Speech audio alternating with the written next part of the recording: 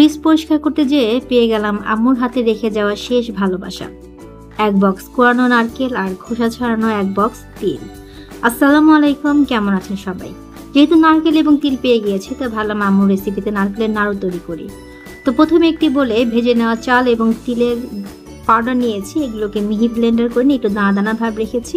Add করেছি চিনি এবং খেজুর গুড়, খুব ভালোভাবে মেখে নিয়েছি। এরপর অন্য একটা কড়াইতে ঘি গরম করে গরম মশলা ফোড়ন দিয়ে নারকেলটা ভেজে নিয়েছি, যেহেতু অনেক দিনের আগে ছিল। এরপরও মেখে নেওয়া তিল এবং চালের গুঁড়া দিয়ে মিনিট 10 রান্না করে নিয়েছি। অ্যাড করেছি গুঁড়া দুধ বা পাউডার মিল্ক, আরও মিনিট 5 রান্না করে নিয়েছি মিডিয়াম হিটে। তো চেক করছিলাম যে নারকেল নাড়ুতে পাক আসছে কিনা, তো পাক এসে গেছে।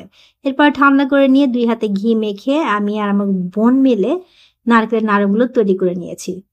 তো এই যে রেডি হয়ে গেছে আমাদের সুস্বাদু নারকেল তিলের নাড়ু। কেমন হয়েছে জানাবেন। আজকে এ পর্যন্তই। আল্লাহ হাফেজ।